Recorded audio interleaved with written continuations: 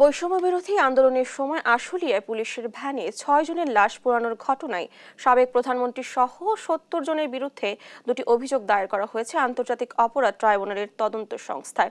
দুটি মামলাতেই অভিন্ন ৩০ জনের নাম রয়েছে।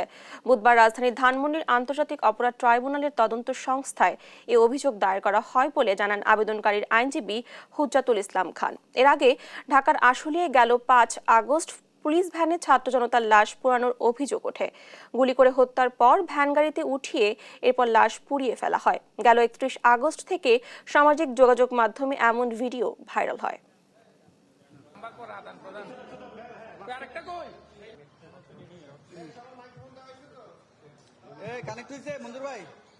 আশুলিয়া থানা এলাকায় গত ৫-৮-২০২৪ তারিখ পুলিশ যে ৬ জনকে গুলি করে হত্যা করে লাশ পুড়িয়ে দিয়েছিল তাদের মধ্যে একজন হচ্ছে শহীদ সাজ্জাদ হোসেন সজল। সে সিটি ইউনিভার্সিটির দ্বিতীয় সেমিস্টারের ছাত্র।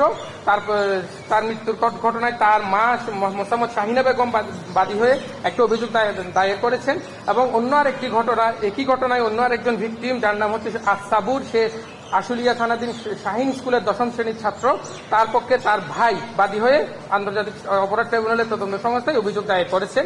এই দুই অভিযোগে টোটাল সাবেক প্রধানমন্ত্রী, সাবেক স্বরাষ্ট্রমন্ত্রী, সাবেক আইজিপি সহ মোট ৭০ জনকে আসামি করা হয়েছে।